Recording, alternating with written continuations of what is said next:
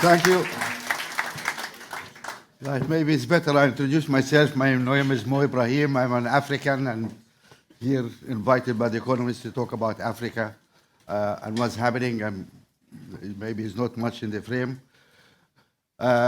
We all know that climate change is already happening, and we have been aware of that much before many of you, because the effect in Africa is quite considerable.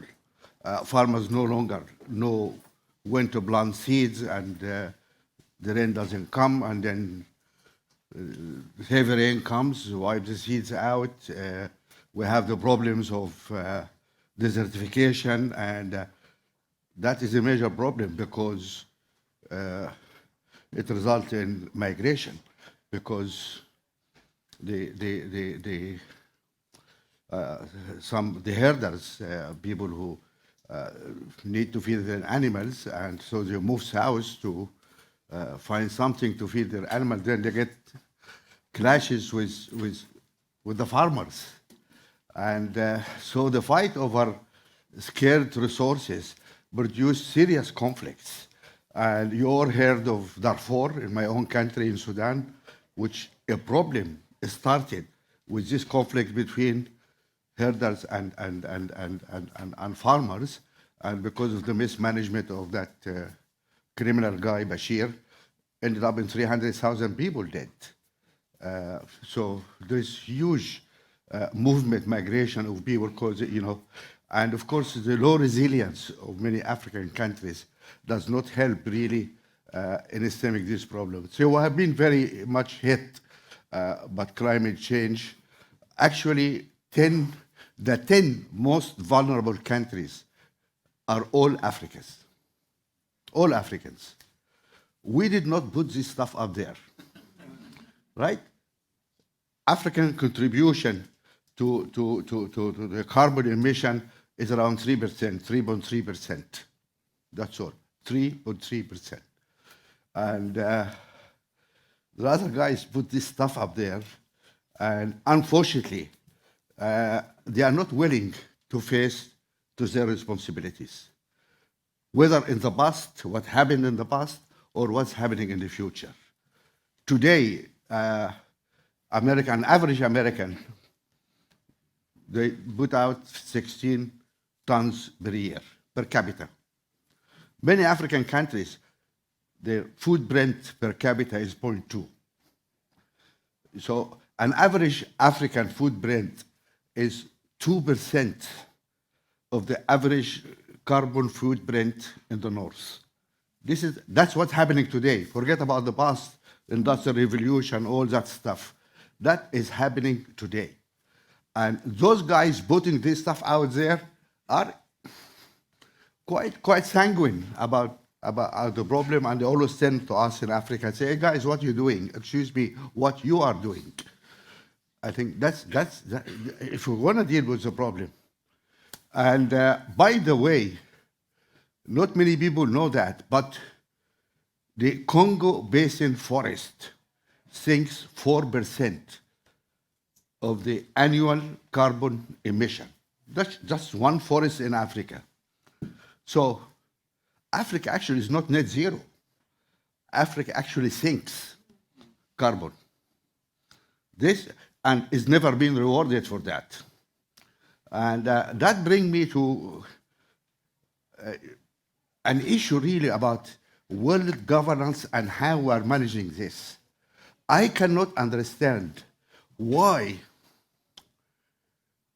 in a world where we all believe in the force of markets, yes, we all believe in the force of markets. The markets almost toppled the government here yesterday, correct? Yeah, this is the power of the markets. Why aren't we deploying the power of the markets to deal with this catastrophe we are facing? Why? Why aren't we agreeing any global system of carbon pricing? That's the only way. Why are we tiptoeing around this issue? Why? You guys invented capitalism, invented markets, invented stock exchanges. Apply it. Why are we shying away from applying it? Simple. Professor Rajan, you know, the guy who's manager of the governor of the Central Bank of India, is now professor at Chicago, made the proposal the other day, very simple. This is a public good, right? Climate is a public good. And if we agree, or experts agree, everybody is entitled, I don't know, 3 tons per year, just any number. Okay. Anybody emits more than that, pay. Anybody emits less than that, get paid. It's problem solved. So simple. This country have 20 million people. Per average, they put out 1 ton more above that threshold. The country pays this amount of money. It goes into fund. It pays the guys who do less. That solved the problem. Why aren't we doing that?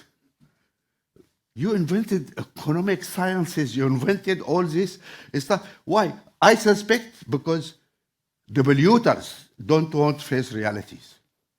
They know they have to pay, and they have to pay by law now. They prefer to think of it as a charity. They committed $100 billion every year for mitigation and adaptation, loss and damage whatsoever. They never paid it because they think of it as a charity. It's time to think of it as not a charity. It's you consume, you pay. You are consuming this public good, you pay for it. And, you know, it's appropriate. Aren't the economists in back? I mean, this is the magazine who's always talked about markets and capitalism and liberal order. Where is your voice, guys? This is something you need to campaign for. That solves the problem. Having said that, we are not still shying away in Africa from our responsibilities, even though we're not greater emitters. And we have been staging a fight to improve governance of our environment there. In the last decade, between 10 and 2019, African government spent $47 billion on renewable. That is 3 times what they spent in the previous decade. So we're doing something there. 6 countries came together to produce an alliance to produce what you call green hydrogen. Morocco is building the largest solar facility in the world. Namibia is building facilities to produce 300,000 tons of green hydrogen by 2026, in 4 years. They try to replace all their coal and move in. Plus, a fact not many people know, 22 African countries, 22, have their main source of power from renewables. No other continent has that ratio. It's not in Europe, it's not in, we have more countries relying on renewable than anybody else. This is a fact. So we're trying to do our best, although we are suffering more, although we are not putting much more. Then it is very disappointing to see again some well-meaning people in Glasgow last year who decided that they will stop foreign financing for any fossil or gas across their borders. The guys who are being hit are Africans.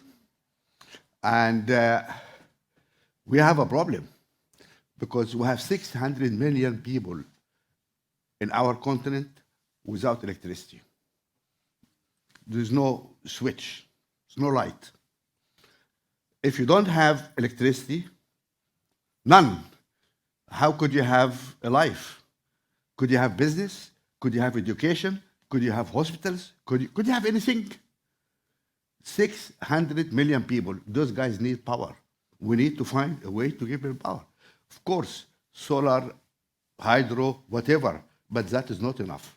We're going to need some gas as a transition. And Africa is very rich in gas. Our reserves is 450 trillion cubic feet of gas. Half of this gas now comes to Europe. And it's fine for Europe to take African gas. But for Africa, no, no, no, no, no. No more gas for you guys. Be good. Excuse me? What is this? What is this? I mean, that shows the stupidity of some well-meaning people, but they are stupid. 39 of them signed that document, and 39 of them should say sorry, because that was stupid. And funny enough, after Ukraine, the guys who signed this document, the rebel leaders, running around Africa trying to sign contracts for gas. Hypocrisy. But this is one of our problems.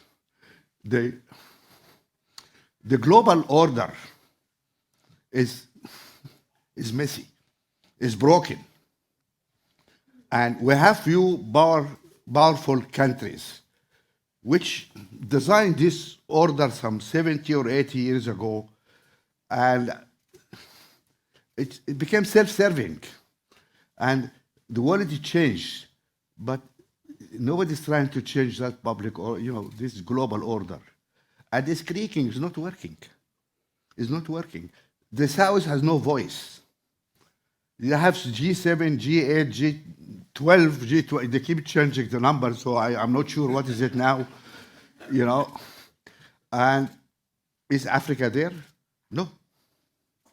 They're invited for dinner, but not to the meeting table. It's ridiculous. They don't have, South has no, you look at UN, Security Council. I love the UN, and I think we really need a global government. It's important, because we have to live together. Security Council, was it able to make a single decision in the last 10 years? Russia invaded Ukraine. Could Security Council do anything about it? No. America invaded Iraq. Could Security Council do anything about it? No.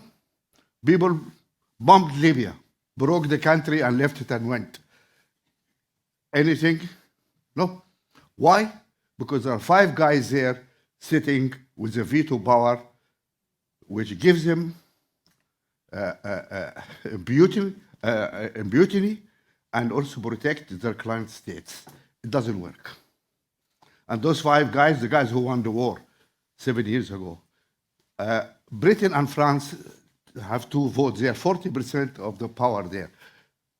Germany and Japan are not there.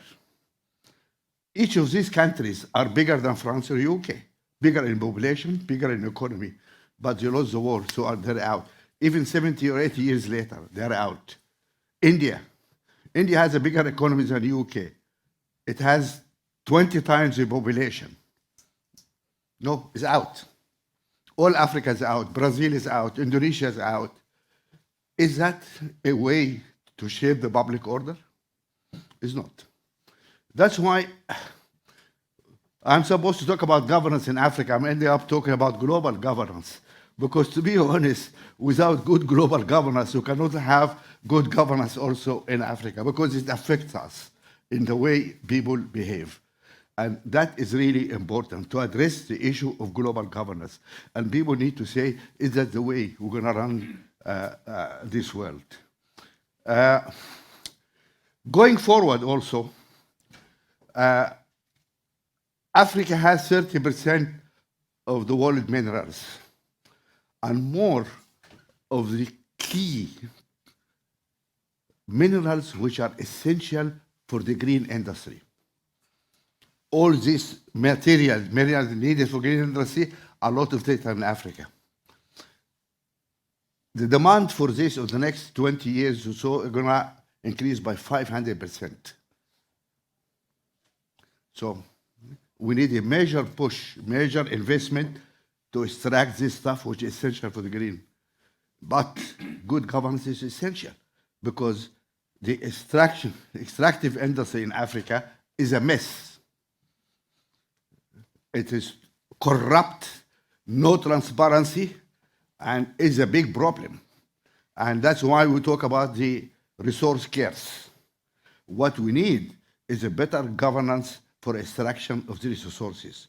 This includes the African governments themselves who need to act honestly and you all heard about what happened, like in Guinea, for example, when some stupid guys there sold the biggest iron resource there for some crook for $100 million for him to sell half of it for $2.5 billion to the Brazil. You know this story.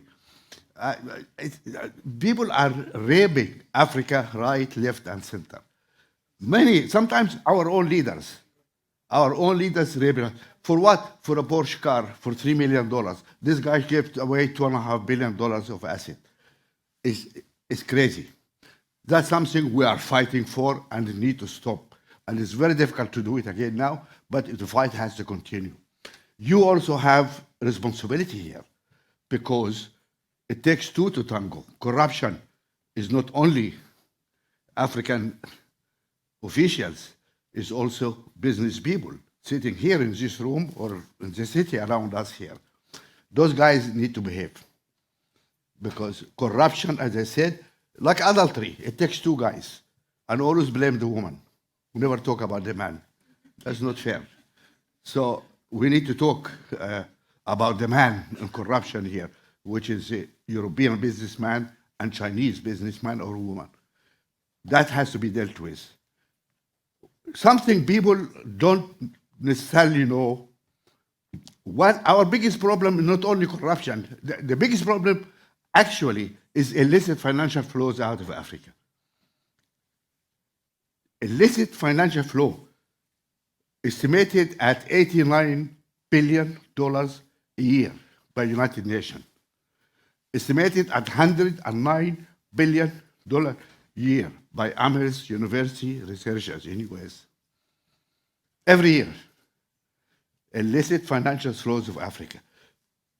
The net flow of aid to Africa is $52 billion. So 100 billion leaving Africa in illicit financial flows, 52 going into Africa in terms of aid. The question, who is funding whom? We're giving you aid, guys, $50 billion. Can we have it back?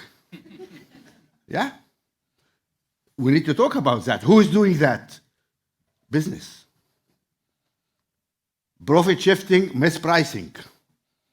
We have been shouting about this for the last 15, 20 years. Nobody is listening. And then suddenly France and UK woke up and said, oh, Starbucks doesn't pay taxes here actually. Facebook does this. Hello? We have been saying that for a long time ago. People are shifting profit. Come on, guys, wake up.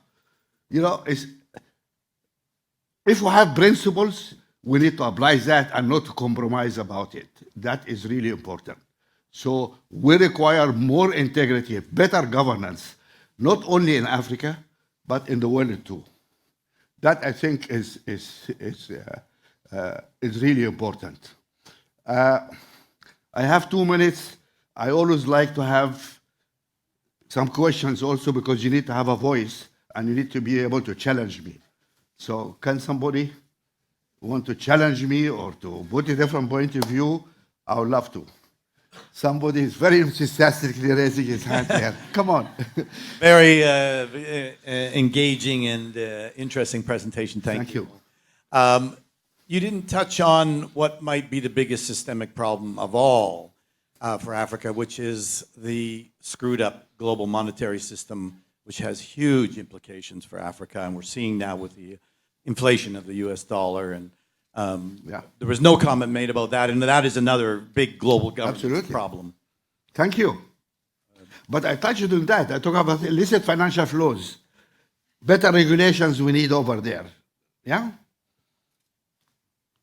OECD wrote this report about base erosion and threat and shifting, profit shifting. What happened? We talked about beneficial ownership. secretive companies, vehicles for corruption. Why do you guys allow them? Who wants to have a secretive company? You have to be a drug dealer, a corrupt politician, unsavory guy who you want to hide your ownership. Yeah? Why you allow this? Why you keep the register secret, as the British government did? I mean, it's ridiculous. They say, oh, only competent authorities will be allowed to look at it. I'll say, you guys are stupid. If I'm Idi Amin or Mobutu or I'm a corrupt African leader, I'm going to say to my tax authority, hey, guys, phone the British, can we have an access to that register? Of course not. What do you mean by competent authorities? It's just, anyway, so, please. I think that's really, really great presentation. Thank you. I'm just curious about the Mo Ibrahim Foundation. You talk about governance, and what is the foundation doing in terms of the issues that you raise? Is the foundation working with other people within, within Africa to actually make a difference? Okay, very quickly, I don't want to publicize my foundation, but we do the African Index for Governance. We think governance is measurable, should be measured, and based on not only in Europe, people only think of corruption and transparency, democracy. That's important, but not enough.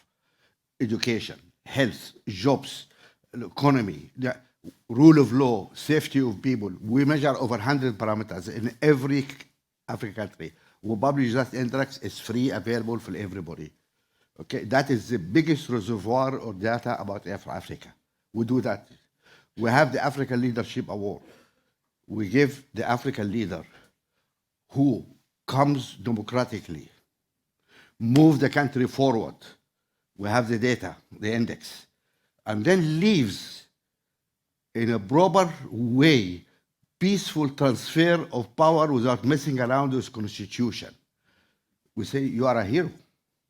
You took people out of poverty, you leave with clean hand, no blood, no dirty money. And African leaders who leave office, they have nowhere to go, not like your leaders here. You go to JP Morgan, you go to, we don't have stuff over there. We say, okay, we'll give you $5 million, $200,000 for lives. You don't need to work anymore. Now go to school, talk to people, to kids about leadership. Go and form your own foundation. Come join us in the civil society. We do that. Then we have some scholarships, African guys, stuff, town hall meetings. We're an activist group of people.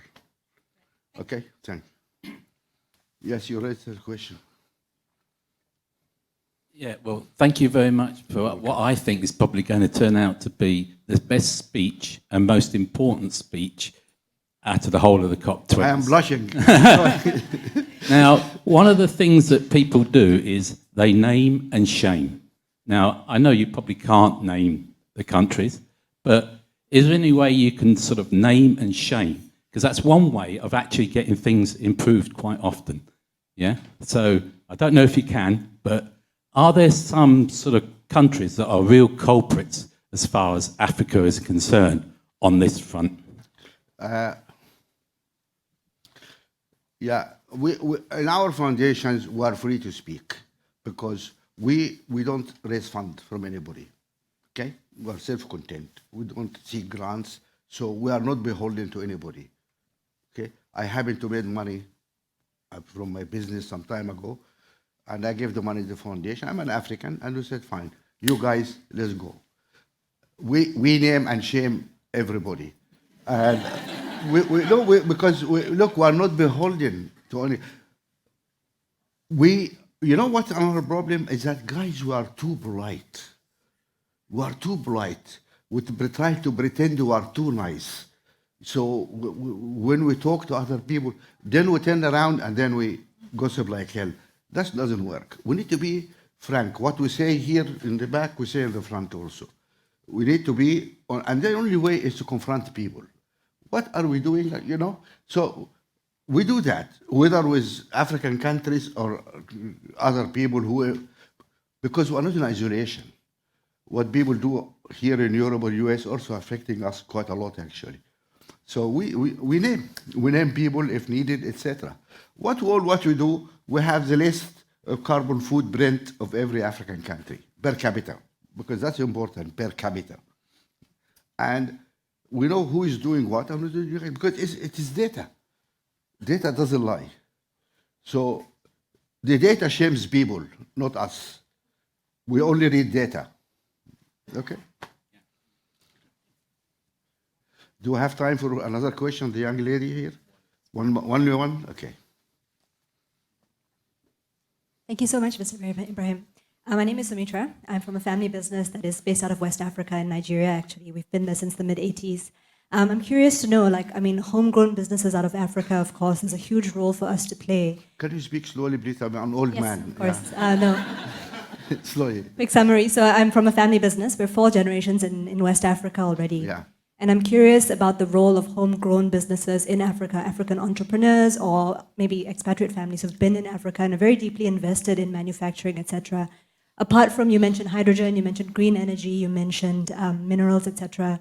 Where do you think homegrown businesses in Africa really need to push for the next decade or so in terms of local investments and growing, employing locally, etc.? What would be the big industries that you think we need to invest in? Yeah, I really think green economy is a huge opportunity for us in Africa.